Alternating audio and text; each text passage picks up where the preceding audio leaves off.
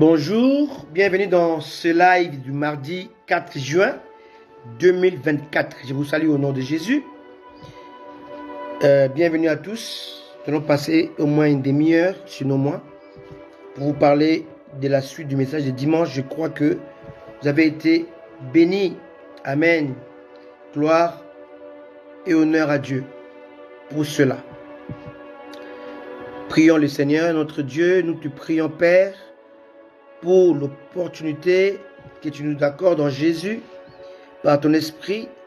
Nous te prions de nous conduire, de nous diriger, de nous orienter à écouter ta parole, à recevoir tes enseignements, à nous édifier dans ta présence. Nous te prions, Père, au nom précieux de Jésus. Amen. Amen.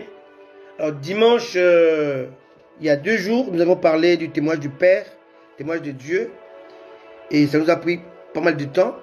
Aujourd'hui, je voudrais quand même avoir la suite de ce message qui se trouve dans Jean 5, verset 30 jusqu'au verset 39 ou 40, ou 41, 42, peu importe. Là, on va retrouver les 4 témoignages indispensables. Je vais lire la parole de Dieu avec vous. Jean 5, à partir du verset 30. Je n'ai pu rien faire de moi-même, d'après ce que j'entends. Je juge, et mon jugement est juste. Parce que je ne cherche pas ma volonté, mais la volonté de celui qui m'a envoyé. Si c'est moi qui rends témoignage de moi, de moi-même, mon témoignage n'est pas vrai. Il y en a un autre qui rend témoignage de moi, et je sais que le témoignage qu'il rend de moi est vrai. Vous avez envoyé une délégation vers Jean. Il a rendu témoignage à la vérité. Pour moi, ce n'est pas d'un homme que je reçois le témoignage. Mais je dis ceci afin que vous soyez sauvés. Jean était la lampe qui brûle et qui luit. Et vous avez voulu vous réjouir 1 heure à sa lumière. Moi, j'ai un témoignage plus grand que celui de Jean.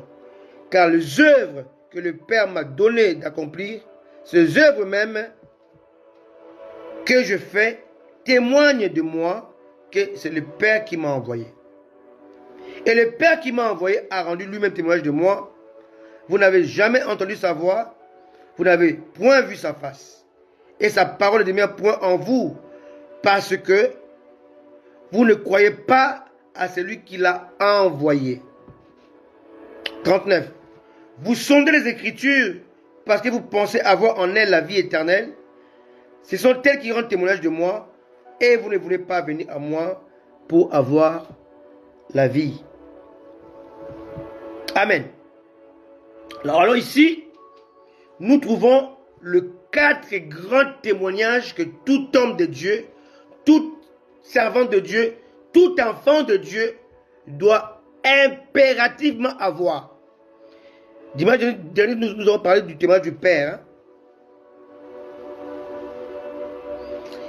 Jean 5, 37. Et le Père qui m'a envoyé a rendu le même témoignage de moi. J'ai sauté un peu les 2 autres au-dessus. Le verset 33. Vous avez envoyé une délégation vers Jean et il a rendu témoignage de moi. Donc, aujourd'hui, on va voir le témoignage de Jean. Alléluia. Après, il y a aussi ce qu'on appelle le témoignage des œuvres. Verset 36. Moi, j'ai un témoignage plus grand que celui de Jean, car les œuvres que le Père m'a données d'accomplir, ces œuvres même que je fais, témoignent de moi que c'est le Père qui m'a envoyé. Donc, on a aussi ce qu'on appelle les témoignages des œuvres. Alléluia. Et à la fin, on a ce qu'on appelle les témoignages des Saintes Écritures. Donc, on a 4 témoignages. Alors, j'aimerais bien aborder ces témoignages-ci de Jean, parce que ça crée beaucoup de polémiques parmi les chrétiens aujourd'hui. Il y a des gens qui s'opposent au terme père spirituel, père de la foi, mentor. Vraiment, les chrétiens se perdent là-dedans actuellement dans ce temps de la fin.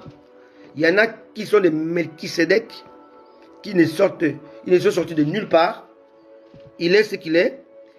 Bien, mais vous devez savoir que Jésus-Christ qui était parfait, il est mort sans péché, mais avait besoin du témoignage de Jean. Jean-Baptiste. Parce que dans ce bas monde, en dehors d'Adam, qui a été créé, nous tous, nous sortons d'une femme. Alléluia. Nous avons besoin de quelqu'un qui nous introduit dans la vie. C'est nos parents. Dans les affaires, c'est via l'instruction, via l'école, via l'expérience. On ne devient pas on devient ce qu'on est aujourd'hui par la magie ou par du néant. Non. Dieu, dans sa volonté, a toujours placé quelqu'un pour introduire l'autre. Jéthro a introduit Moïse. Élie a introduit Élisée. Élie lui-même a été introduit par ses parents. Moïse a eu la formation de ses parents lorsqu'il était encore bébé pendant quelques semaines. Ensuite, Moïse a eu ce qu'on appelle l'éducation de Pharaon, de la cour de Pharaon. A été nourri par sa vraie mère. A été élevé par la fille de Pharaon. A été élevé par rapport à l'éducation royale en Égypte. Après cela, il est parti sous le mentoring de Jéthro qui était prêtre de Madian. Si on parle de Joseph, ça c'est plus compliqué. Joseph a été introduit par son père Jacob qui a impacté sa vie. Après, Dieu l'a envoyé s'instruire au pied du chef de garde de Potiphar. Après cela, il était en prison, rencontrant deux hommes, deux dignitaires égyptiens, les chansons et les panetiers, en prison. Laissez-moi un instant vous expliquer un peu le pourquoi du parcours de Joseph. Après le mentoring de Jacob, Joseph devait rentrer dans le chemin qui mène à son rêve, à son songe. Il devait passer par Potiphar. Pourquoi Potiphar? Potiphar était le chef de garde. Chef de garde, aujourd'hui, ça a un sens de ministère de l'Intérieur et de la Défense. Or, il faut maintenant comprendre le texte dans son époque et selon la révélation de cette parole. Il y a le texte, il y a le contexte et il y a l'époque. Alléluia. Bien souvent, les chrétiens ne comprennent pas le contexte dans lequel se trouve le texte. Le texte par rapport à son contexte. Quelqu'un dit un texte hors de son contexte devient un prétexte. Il faut comprendre l'écriture par rapport à son temps, à son époque, mais par rapport à son contexte. À l'époque où Joseph était parti en Égypte, vendu par ses frères, c'était l'époque des guerres. C'est l'époque où chaque nation essayait de conquérir d'autres nations. Donc, bien souvent, les rois étaient empoisonnés. Les rois étaient conquis. Les royaumes étaient conquis par d'autres royaumes. C'était une période de guerre incessante. Donc, pour mieux comprendre l'Égypte, il fallait passer par le bras droit de Pharaon, et c'était Potiphar. Il était chef de garde, chef de soldats, chef de commando, chef de la sécurité, chef de la sécurité de Pharaon. Il jouait le rôle de ministre de la Défense, ministre de l'Intérieur. Donc, le ministère régalien qu'on connaît aujourd'hui. Intérieur, défense, justice, économie et finances, affaires étrangères. Potiphar jouait le rôle du ministère régalien de l'Égypte. Voilà pourquoi il était important pour Dieu, par rapport au rêve de Joseph, de le faire passer par le ministère régalien de l'Égypte. Il s'appelait Potiphar. Et lorsque sa formation était terminée chez Potiphar, Dieu a suscité la femme de Potiphar pour chasser Joseph. Quelqu'un me comprend? Voilà pourquoi ne vous étonnez pas lorsque vous passez par les épreuves, par les contradictions, par les oppositions. C'est-à-dire que Dieu veut vous changer de cap, vous orienter à avoir une autre mission, une autre formation. Alléluia. Un autre équipement. Joseph chez Potiphar, sa mission est finie. Maintenant, Dieu va l'envoyer en prison pour avoir encore d'autres formations. En prison, il va rencontrer les chansons et les panetiers. Or, ce sont deux images divines. Les chansons étaient celui qui offrait le vin à Pharaon et les panetiers étaient celui qui fabriquait le pain, les gâteaux à Pharaon. Donc, les chansons est l'image du vin, donc du Saint-Esprit. Le panetier est l'image du pain, donc de Christ. Donc, Joseph était en prison, et dans la prison, il devait être instruit par le Saint-Esprit et par le panetier. Et rappelez-vous, d'après leurs rêves à chacun, le panetier a été pendu. Or, le panetier, c'est l'image du Christ, de la parole. Christ a été pendu au bois, a été crucifié. Et la crucifixion de Christ a libéré le Saint-Esprit. Jésus a dit, si les grains qui est semé en terre meurent, il reste seul. Il a fallu que le panetier soit pendu pour que les chansons soient libérées. Il fallait que Christ meure pour que l'esprit soit libéré. Alléluia. Alléluia. Alléluia. Très important. Salut à toi, Jean-Philippe Jacques. Que Dieu te bénisse.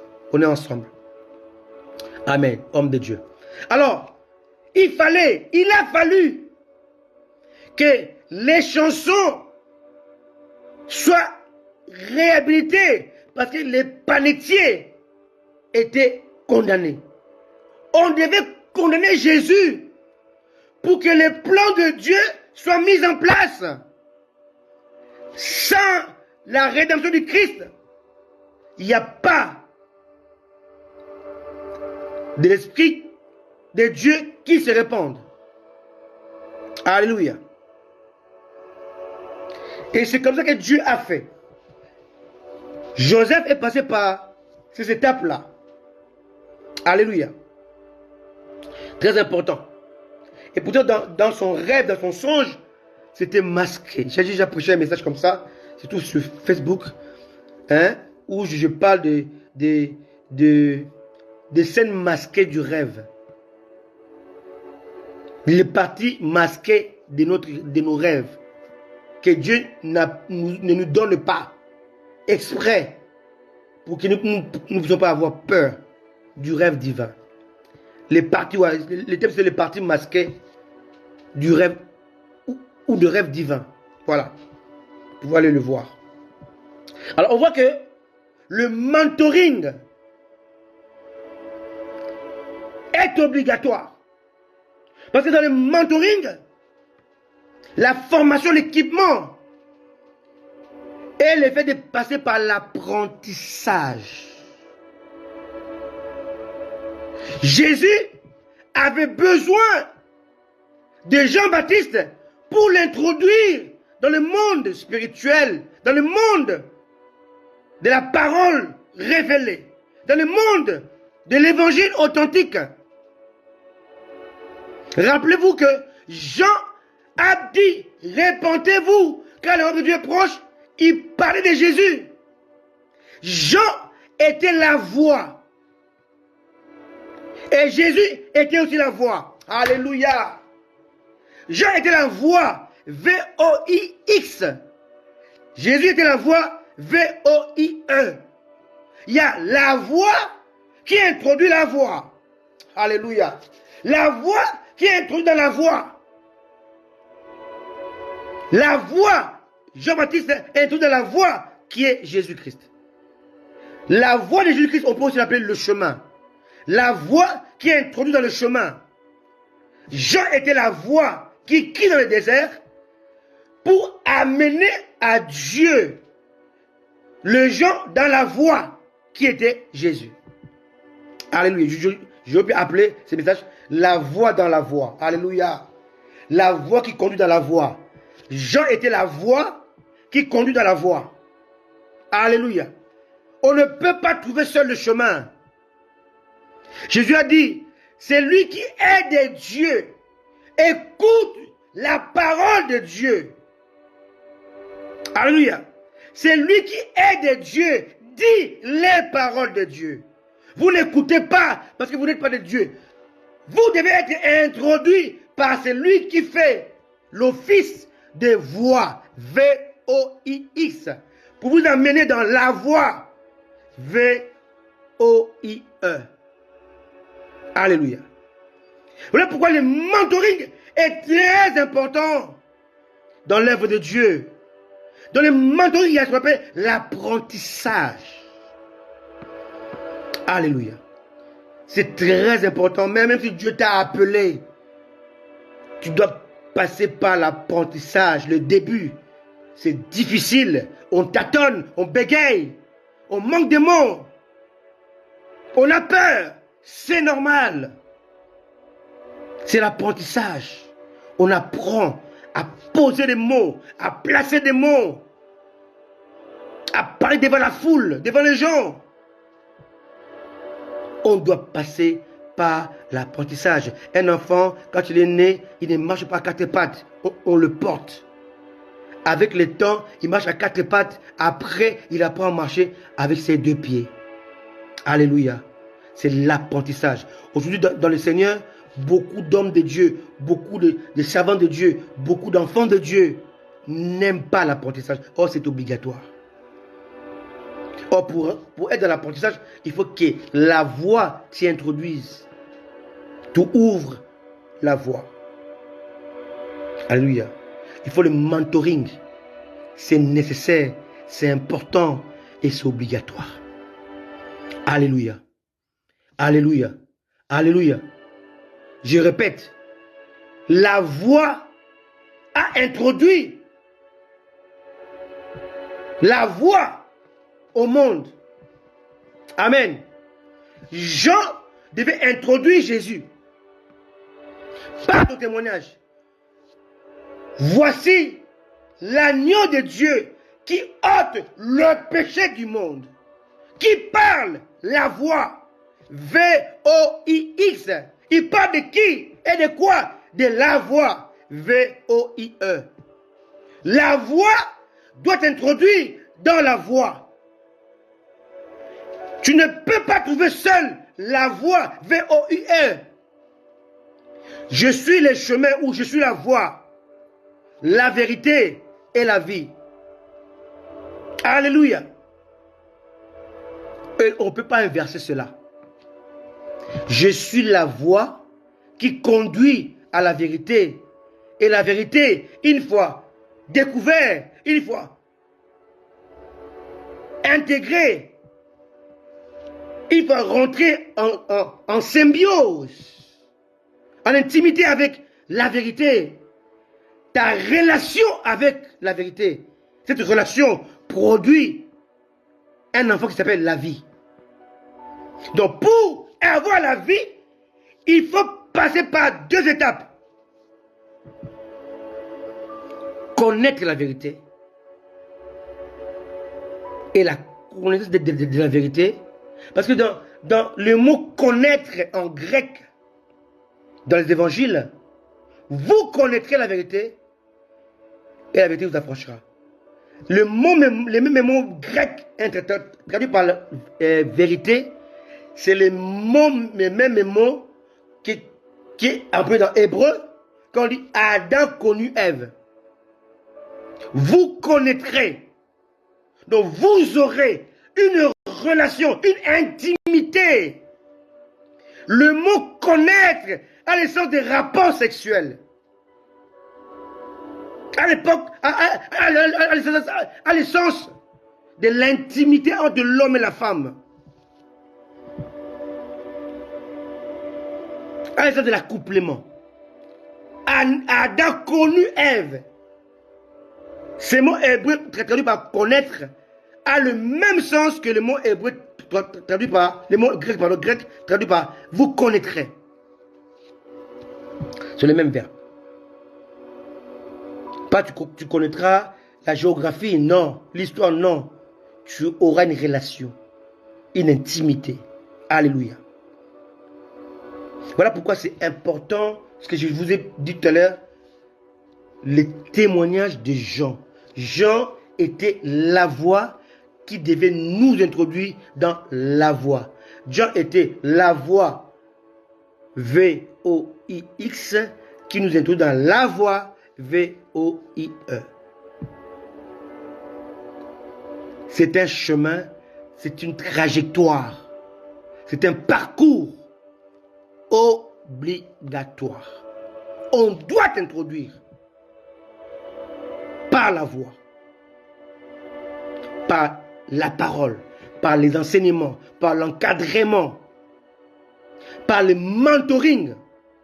Ça peut être un homme de Dieu, un frère en Christ, un diacre, un prophète, un pasteur, mais un homme expérimenté, un homme qui a commencé avant vous, un homme qui a déjà eu de coups, un homme qui a appris à creuser avant vous.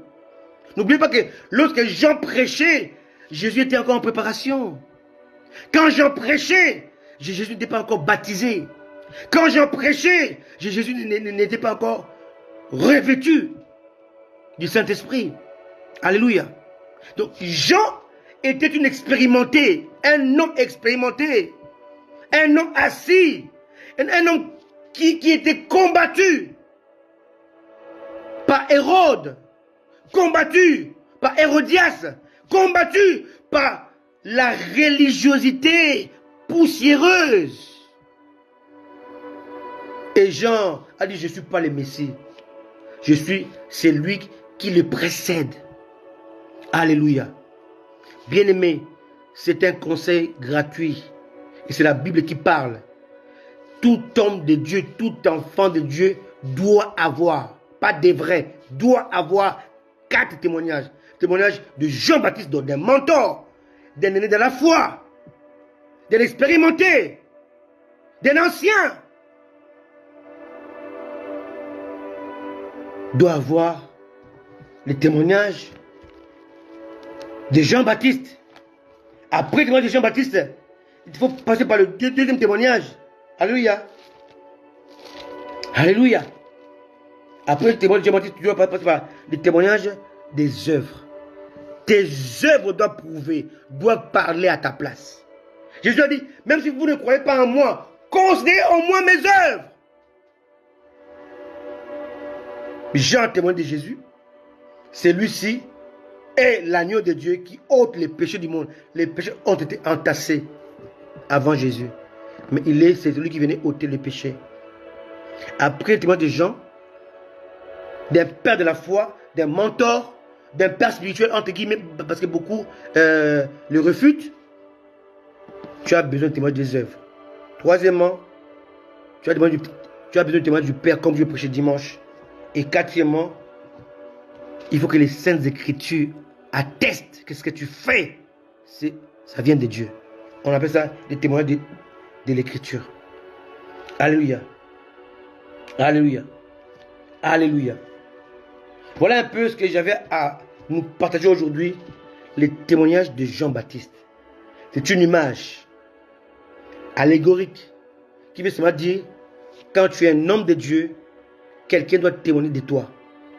Voilà pourquoi, dans beaucoup de pays aujourd'hui, lorsqu'on t'envoie, par exemple, si moi je vais prêcher chez Docteur Patou, il a le droit de demander mon témoignage. Et mon témoignage, pour mieux le donner, il faut appeler l'apôtre José Mbo, qui est aux États-Unis. Il faut appeler docteur Didier, qui est à Kinshasa. Il faut appeler Maman Lucie, qui est au Canada. Il faut appeler les gens qui m'ont connu, qui m'ont vu commencer, débuter, frères dans le Seigneur, qui ont connu ma marche avec Dieu. Alléluia. Ce sont ces gens-là. Alléluia. Papa Mbo, apôtre, docteur Joseph et Sanjo. Et il m'a baptisé en 82. Maman Lucie, l'évêque, elle est aujourd'hui au Canada, parce qu'elle est aussi canadienne, m'a prêché Jésus, m'a amené dans le groupe charismatique. Docteur Didier, c'est celui qui m'a enseigné, beaucoup enseigné, qui veille sur moi. Avec Papa Mbo aussi, il a enseigné. Pasteur Munga, c'est celui qui m'a encadré, il est auprès du Seigneur aujourd'hui. Alléluia. Papa Botolo, il a veillé sur ma jeunesse, parce que je suis arrivé en Europe très jeune, j'ai grandi à ses côtés. Alléluia. Papa Mobejo, docteur Mobejo, ce sont les gens qui ont veillé sur ma jeunesse, qui m'ont encouragé, qui m'ont donné le goût de prêcher. Jimmy Chouaga, il a impacté ma vie par ses messages. Donc j'ai des gens à qui vous pouvez demander mon témoignage. Ce sont pour moi des Jean-Baptiste. Alléluia. Alléluia. Chacun doit avoir son Jean-Baptiste. Un mentor. Quelqu'un qui témoigne de lui. Alléluia. Pour l'introduire dans l'œuvre de Dieu. Bien aimé, si Dieu t'a appelé en passant par les gens, sans par toi, ce n'est pas Dieu. Dieu peut passer par 1000 personnes, mais il finira par passer par toi, parce que Dieu te connaît. Dieu a dit à Moïse, je vais t'envoyer Aaron ton frère. Il a dit Aaron va vers Moïse. Dieu travaille toujours d'une manière complète. Alléluia. Il faut qu'il y ait un témoignage bilatéral. Je connais Dieu et il me connaît. Il t'a parlé sur moi, il me parlera aussi sur moi-même. Alléluia. Alléluia. Nous devons considérer nos mentors, nos aînés dans la foi. Alléluia. Ce sont nos Jean-Baptiste qui doivent nous introduire dans ce à quoi Dieu nous a appelés. Que Dieu vous bénisse. Soyez conséquents avec Dieu. Jésus revient bientôt. Et si vous négligez les mentors, vous serez surpris demain. Parce que le mentor, c'est celui qui prend le coup. C'est celui qui s'est creusé, qui casse les pierres pour que toi tu travailles moins que lui. Alléluia. Moins dur que lui. Quelqu'un me comprend? Le mentor prend le coup que toi, le fils, tu viennes pour éviter certaines choses que lui il a connues. Voilà, c'est très important de les considérer. Alléluia. Jésus-Christ qui était fils de Dieu, Dieu incarné, est passé par Jean-Baptiste pour recevoir l'un des 4 témoignages obligatoires. Ne les négligez pas. Soyez conséquents avec Dieu. Jésus revient bientôt. Même l'apôtre Paul, alléluia, était obligé de passer par Ananias. Malgré sa grandeur, sa connaissance, il devait passer par Ananias. Timothée, qui est appelé comme évangéliste, devait passer par Paul. Alléluia. Chacun de nous a besoin d'un Jean-Baptiste, d'un mentor. Alléluia. Que Dieu vous bénisse. Et je vous dis, aidez-moi à partager ce message, à les vulgariser. Et Dieu se souviendra de vous. Que Dieu vous bénisse. Jésus revient bientôt. Préparez-vous pour sa venue. À très bientôt. Ciao. Bye bye.